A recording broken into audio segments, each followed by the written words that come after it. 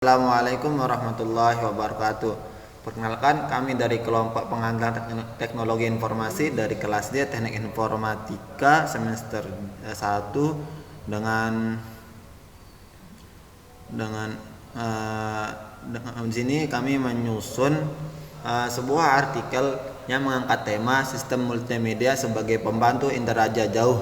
Kenapa sistem multimedia sebagai pembantu interaja jauh? Dikarenakan dalam pengambilan keputusan di interaja jauh itu memerlukan yang namanya multimedia atau foto-foto, citra satelit yang berwarna-berwarni atau menggunakan spektrum khususnya spektrum yang menentukan suatu wilayah itu aman atau tidak, terutama BMKG sangat menggunakan informasi tersebut dalam menentukan suatu wilayah yang layak digunakan atau yang layak untuk menjadi pemukiman masyarakat. Di sini kami terdiri dari pertama dengan saya sendiri sebagai moderator, yaitu Muhammad Anhar Solihin dengan NIM F1D 022013, dan teman saya Raffaulun Rahman dengan NIM F1D 022153. Dan saya Muhammad Aditya Rizky dengan NIM F1D 022067. Dan saya Muhammad Rizky Arsamsudi dengan NIM F1D 022146.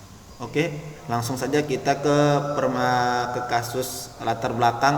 Nah, sini kenapa kami mengangkat sistem multimedia menjadi pembantu interaja jauh, dikarenakan itu ya untuk mempermudah masyarakat setiap lapisan mampu membaca suatu situasi dari baik itu foto, informasi visual dari BMKG yang disebarkan melalui interaja jauh ini. Nah, karena interaja jauh ini sangat berguna dalam menentukan suatu wilayah itu aman atau tidak. Sedangkan rumusan masalah yang akan kami pecahkan itu pertama, apa itu penginderaan jauh supaya lebih kenal kan.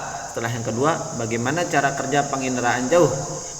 Yang ketiga, seberapa efisien dan efektif penggunaan sistem multimedia pada penginderaan jauh. Pertama-tama, untuk yang pertama, yang apa itu penginderaan jauh itu akan dijelaskan oleh Aditya Rizky. Waktu dan tempat dipersilakan. Ya, untuk penginderaan jarak jauh, penginderaan jauh merupakan cara untuk mengukur atau menguisisi data dari suatu objek atau wilayah dengan menggunakan alat yang tidak berkontak langsung dengan objek yang diteliti, atau singkatnya adalah mengukur objek dari jarak jauh. Misalnya diukur dari satelit, kapal, pesawat, dan sebagainya. Salah satu contohnya adalah alat USG, satelit cuaca, dan satelit bumi. Dalam bahasa Inggris, penginderaan jauh ini disebut dengan remote sensing. Nah, itu merupakan pengertian dari penginderaan jauh ya kawan. Jadi penginderaan jauh itu seperti kita menganalisis suatu objek dari keatasan tertentu atau dari jarak tertentu sehingga kita dapat suatu informasi dari foto tersebut atau spektrum warna tersebut. Nah, lebih singkatnya seperti itu. Sedangkan untuk masalah kedua itu bagaimana sih cara kerja dari penginderaan jauh itu akan dijelaskan oleh Rizky Arsamsudi. Waktu tempat dipersilakan. Oke, baik. Penginderaan jarak jauh singkatnya adalah memotret objek dari jarak jauh. Penginderaan jauh ini dimulai dengan proses perekaman objek permukaan bumi. Alat penginderaan ini memanfaatkan tenaga penghubung yang nantinya akan memberikan fakta objek ke sensor sehingga menghasilkan sebuah data. Tenaga yang digunakan itu berupa cahaya matahari yang bisa meningkatkan suhu sehingga diserap oleh alat dan sebagian lainnya dipantulkan ke objek sehingga gelombangnya elektromagnetik ditangkap oleh sensor. Sensor tersebut umumnya terpasang di satelit, pesawat, dan lain-lain. Adapun komponen penginderaan jarak jauh yaitu sumber tenaga, atmosfer, interaksi dan tenaga objek, sensor dan warna, perolehan data, dan penggunaan data. Citra dalam penginderaan jauh merupakan hasil perekaman suatu objek. Citra ini umumnya berupa gambar atau foto. Unsur-unsur dari citra itu sendiri antara lain warna atau warna, ukuran, bentuk, pola, tekstur, bayangan, situs, asosiasi, citra foto, dan citra non-foto. Pengolahan citra penginderaan jarak jauh. Citra penginderaan jarak jauh ini diolah dengan cara pertama, yaitu penginderaan jarak jauh ini membutuhkan energi elektromagnetik yang didapatkan dari sinar matahari. Kemudian, energi itu akan mencapai objek-objek yang ada di permukaan bumi seperti sawah, sungai, bangunan, dan lain-lain. Kemudian, energi elektromagnetik yang terpantul dari objek-objek tersebut kembali ke atmosfer dan ditangkap oleh sensor di satelit. Karena daya pantul tiap objek berbeda, maka sensor satelit juga akan menangkap objek secara berbeda. Hasil tangkapan dari sensor itu disebut dengan citra. Citra itu kemudian menggambarkan objek yang ada di bumi dari atas. Misalnya, seperti yang ada di peta yang memperlihatkan kondisi jalan, hutan, bangunan, dan lain-lain.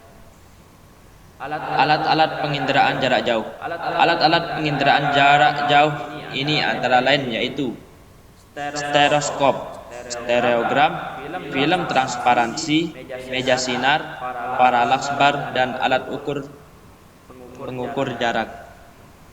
Nah, itu merupakan penjelasannya tadi tentang bagaimana secara kerja dari sistem penginderaan jauh tersebut. Nah, untuk sedangkan kegunaan, keefisienan, keefektivitasnya itu sekarang bisa dijelaskan oleh saudara kami yaitu Rafa Maulana. Ya, baik, saya akan menjelaskan tentang masalah ketiga, yaitu bagaimana keefektifan dari penginderaan jarak jauh ini. Kegunaan sistem multimedia pada penginderaan jauh sangatlah efektif dan efisien dalam pengaturan wilayah persebaran masyarakat, suhu suatu tempat, dataran rendah, dataran tinggi, laut. Hal-hal itu dikarenakan penginderaan jarak jauh tersebut memanfaatkan citra warna, grafik, visual yang menggunakan sistem multimedia.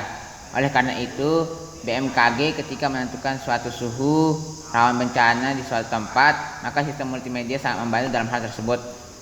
Oke, terima kasih buat saudara yang telah jelaskan. Jadi kita sampai di ujung sesi. Jadi bisa saya dapat simpulkan yaitu pertama, penginderaan jauh itu merupakan cara bagaimana seseorang itu mendapatkan informasi dari suatu ketinggian tersebut dan memotretnya dengan beberapa alat tadi.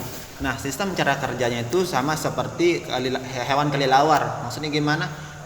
Ketika kita menggunakan wahana atau alat gitu, alat elektro gitu dari keatasan tertentu dari satelit memutunya, dan itu memanfaatkan gelombang elektromagnetik yang dimana gelombang elektromagnetik itu bekerja sama dengan matahari. Nah, setelah itu dipantulkan dia ke objek atau di daerah bumi atau daerah dataran rendah dan sebagiannya wilayah di suatu bumi, nah gitu. Dan wilayah satu bumi ini akan memancarkan kembali ke satelit tersebut. Nah, menggunakan apa? Menggunakan sensor tentunya. Begitulah cara kerjanya, saling timbal balik. Dia akan mengeluarkan namanya spektrum khusus. Kok bisa keluar spektrum khusus tersebut? Ya, dikarenakan ada beberapa perbedaan. Pertama, perbedaan tempat, perbedaan suhu, perbedaan dari topografi, dia tuh lautan atau hutan, maka dia akan mengeluarkan beberapa warna yang berbeda. Nah, oleh karena itu si BMKG itu sangat memanfaatkan hal ini, yaitu sistem multimedia tersebut di dalam penginderaan jauh untuk menentukan suatu wilayah seperti yang saya jelaskan tadi, yaitu seperti ini nih.